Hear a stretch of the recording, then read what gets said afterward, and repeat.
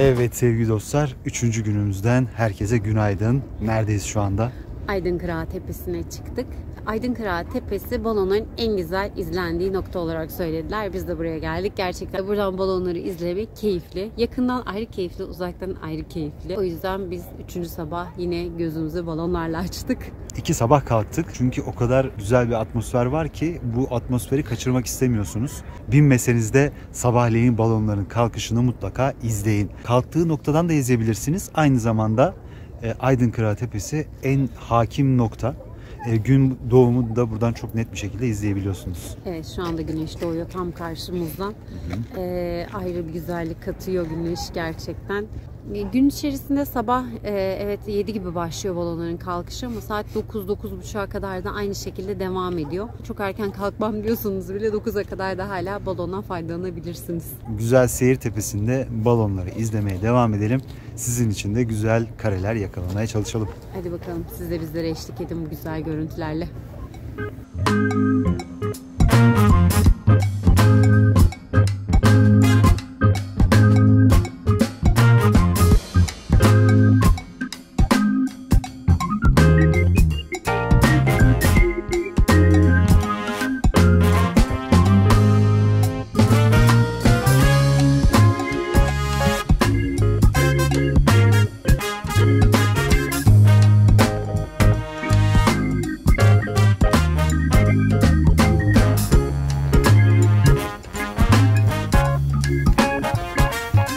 Fotoğraf meraklıları özellikle Aydınkırağı Tepesi'ni tercih edebilirler.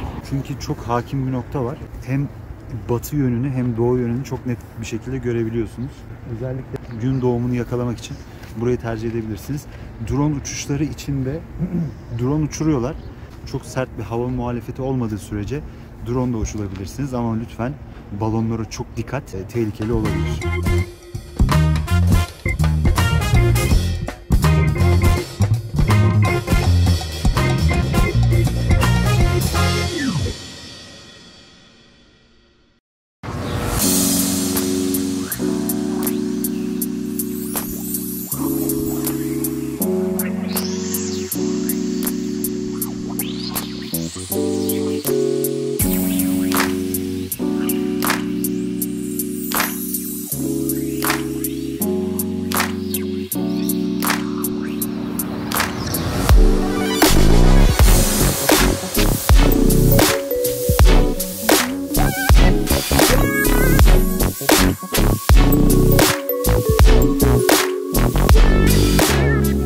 Tekrardan merhaba. Şu anda neredeyiz? Arkamızda gördüğünüz gibi uçsuz bucaksız peribacıları rengarenk ve Kapadokya'nın en çok ve en güzel peribacıların olduğu Aşk Vadisi'ne geldik. Aşk Vadisi'nin aynı zamanda bir diğer adı da Aşıklar Vadisi olarak da geçiyor. Yürüyüş yapmayı ve doğayı seviyorsanız burası tam size göre. Aşağıda gördüğünüz peribacaların arasında bir yürüyüş parkuru var. Burada hem yürüyorsunuz hem de bu muazzam manzaraya ev sahipliği yapan bu alanda keyifli dakikalar geçirebilirsiniz. Buraya geldiğiniz zaman at turlarına katılabilirsiniz.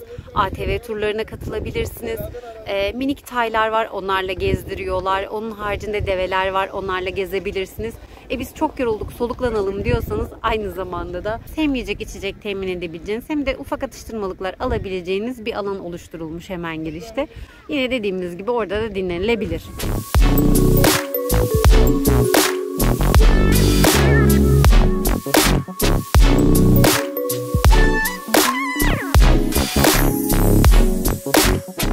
Evet sevgili dostlar, Aşıklar Vadisi'ne geldik. Meşhur aşıkların olduğu vadi.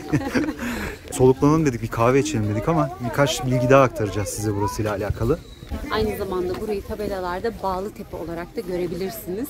Evet. Birçok yerde Bağlıtepe olarak da geçiyor. Aynen öyle. Olduk yol üzerinde karşılaştınız. Bilin ki Aşk Vadisi, Aşıklar Vadisi ya da Bağlıtepe'ye geliyorsunuzdur. Aynen. Şimdi burası biraz renkli. Gördüğünüz gibi böyle ağaçlara testiler bağlamışlar ve üzerlerine de isimler yazmışlar değil mi? Evet. Nereden geldiklerini yazmışlar. Aynen öyle. Ama çok şık duruyor. Gerçekten rengarenk gördüğünüz gibi. Evet, hemen bunlar zaten burada girişte satılıyor.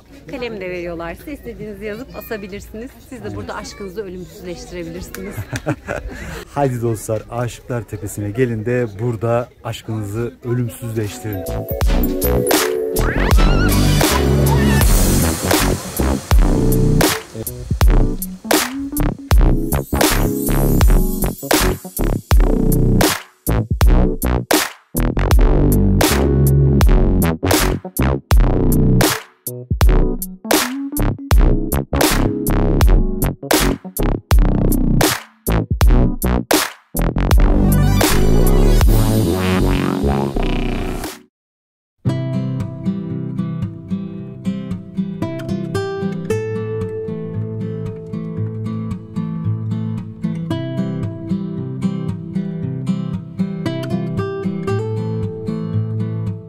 Şu anda Göreme Açık Hava Müzesi'ne geldik. Hristiyanlık için çok önemli kiliseler var burada. Size birkaç kiliseden bahsedeceğiz.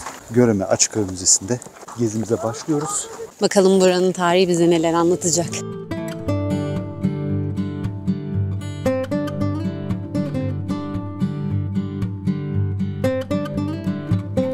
Milattan sonra 4. yüzyılda Kayseri Piskoposu Aziz Basil'in bölgeye gelmesiyle birlikte manastır hayatı bölgeye hakim olmaya başlamış. Göreme öğren yeri diye adlandırılan bu manastır aynı zamanda 13. yüzyıla kadar da eğitim öğretim merkezi olmaya devam etmiş.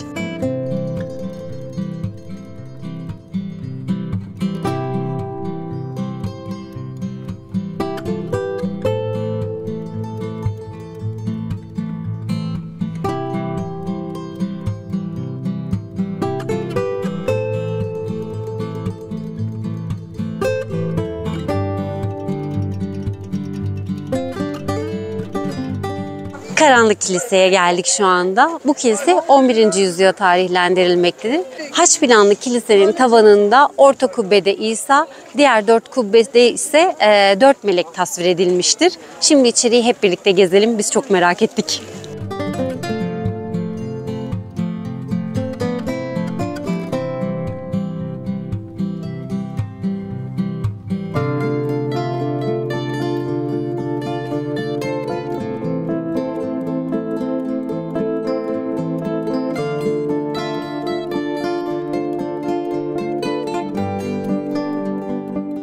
Karanlık Kilise'ye yukarıya çıktık ama tabii ki bir sürprizle karşılaştık. İçeride müze kart geçmiyor. Ayrıca 50 TL'lik bir giriş ücreti var. Kişi başı 50 lira ödüyorsunuz. Ayrıca öğrenci ya da çocuk fark etmiyor. Aynı ücreti ondan da talep ediyorlar.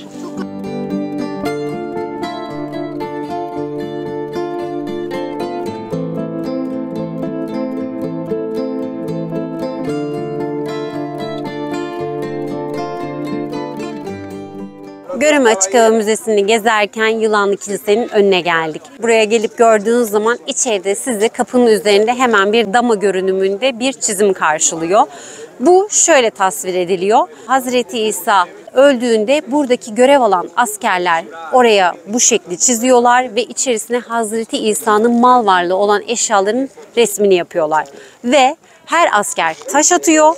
Hangi kareye denk gelirse bu taş o mal varlığını o asker alıyor. Bu da güzel bir anekdot.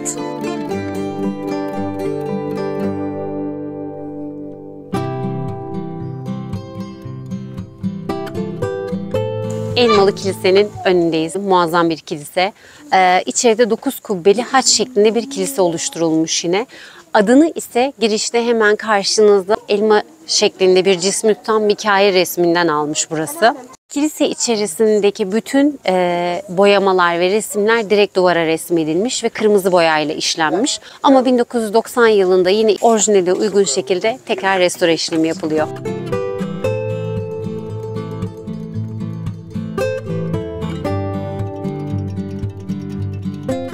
Göreme Açık Hava Müzesi 1985 5 Aralık tarihinde Dünya UNESCO Miras Listesi'ne alınıyor. Aynı zamanda müzeyi gezerken siz de fark edeceksiniz ki restorasyon işlemleri hala devam ediyor.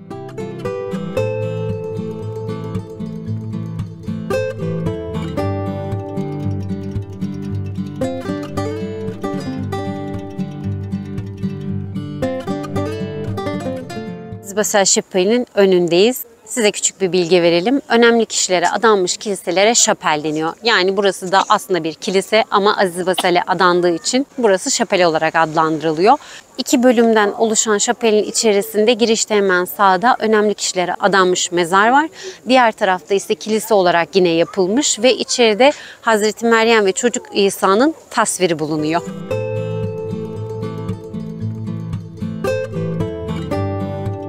Göreme Açık Hava Müzesi'ne geldiğiniz zaman girişe 200 metre aşağıda bir otoparkınız var. 15 TL giriş ücretimiz var. 200 metre kadar yukarıya yürüdükten sonra giriş yapabilirsiniz. Giriş ücretlerimiz şöyle. Şu anda güncel fiyatımız 150 TL buraya girmek için. Ama müze kartınız varsa tabii ki yine ücretsiz geçebiliyorsunuz. Müzeye girer girmez de sizi kiliseler karşılıyor. Hemen gezmeye başlayabilirsiniz.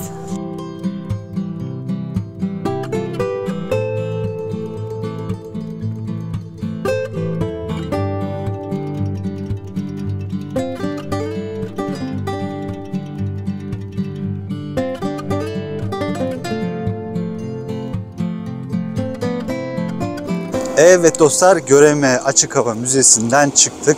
Gerçekten görülmeye değer bir yer. Gerek kiliseleri gerek şapelleriyle, duvarlardaki freskleriyle müthiş işlenmiş resimler hala tarihi değerini koruyor bence.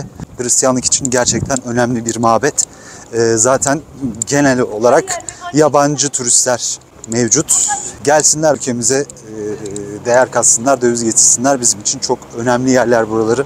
Hani bacasız fabrika deniyor ya, işte oraları tam da burası. Evet, şimdi Güvercinlik Vadisi'ne gidiyoruz. Orada görüşmek üzere.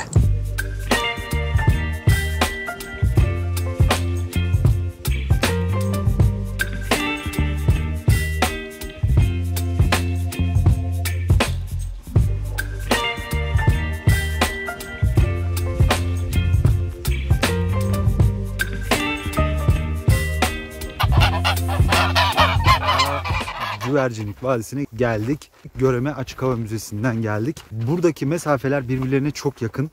2, 3, 4 kilometrelik en fazla. Aracınız varsa eğer çok kısa sürede bir noktadan bir noktaya çok çabuk ulaşabiliyorsunuz. Bu arada Güvercinlik Vadisi Uçhisar'dan Göreme'ye kadar uzanıyor. Ortalama 4 kilometre kadar bir mesafe. Vadi adını burada kayalara oyulan güvercin yuvalarından alıyor. Aynı zamanda buradaki güvercin gübrelerini tarım amaçlı, özellikle de bağlar için, değil mi? Evet. Bağlar için, üzüm bağları için kullanılmış ve çok verimli üzümler alıp şarap yapımında kullanılmış genelde. Kapadokya'nın da bu arada şarapları da meşhurdur. Birçok şarap evi var ve tadım evi var. Sıcak soğuk şaraplar da var aynı zamanda. Burada geldiğiniz zaman tüketebilirsiniz. Evet, şimdi vadide yürümeye başladık. Tabii biz 4 kilometre yürüyemeyeceğiz şu anda. Çünkü sabahtan beri yürüdüğümüz için burada şöyle kısa bir tur yapacağız. Güvercinlerin yuvalarını görelim. Ondan sonra bugünü noktalayacağız.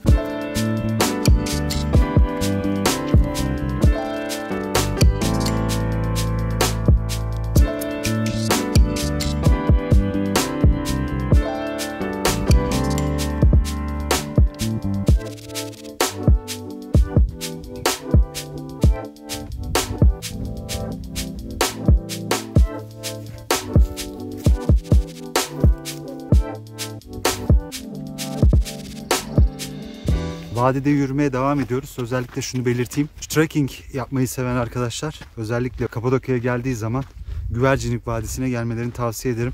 Yürüyüş ayakkabıları ve doğru ekipmanlarla mutlaka bu 4 kilometrelik parkuru yürümelisiniz. Yanınıza yiyecek içecek bir şey alabilirsiniz. Ama vadinin tam ortasında bir kafe var. Biz yanımıza yiyecek içecek bir şey almadık. Kafeye gidip bir çay, kahve bir şey içmek istiyoruz diyorsanız orada kafeye uğrayıp bir şeyler içebilirsiniz.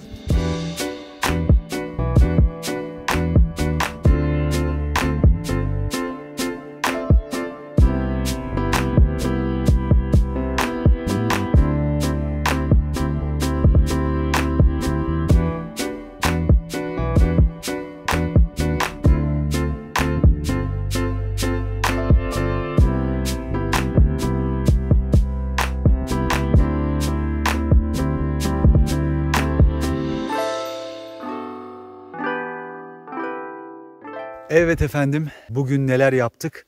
Göreme Açık Hava Müzesi, Aşıklar Vadisi ve Güvercinlik Vadisi'ni gezdik sizler için. Gezebileceğiniz noktalar, buralara mutlaka uğrayın. Buraları görmeden de gitmeyin deriz. Yoğun bir gün geçirdik, söylediğimiz gibi çok noktaya uğradık. Ve tabii ki balonla başladık yine günümüze. Yarınki rotamız Ürgüp olacak en başta. Daha sonra Derinkuyu'ya gideceğiz. Evet. En çok merak ettiğimiz Kapadokya'da noktalardan birisi diyebiliriz Derinkuyu. Orayı en sona bıraktık. Ki Bol bol vakit geçirebilmek için orada. aynen öyle. O zaman bugün için sizlere hoşça kalın diyoruz. Bizi takipte kalın. Kanalımıza abone oluyorsunuz. Oldunuz da diye düşünüyorum. Evet, lütfen beğen butonuna da basmayı unutmayın. Aynı zamanda zil butonuna tıklayıp bildirimlerinizi açmayı unutmayın. Tabii ki bir sonraki videolarımızdan haberdar olmak için. Derinkuyu'da görüşmek üzere. Kendinize çok iyi bakın. Hoşça kalın. Hoşça kalın.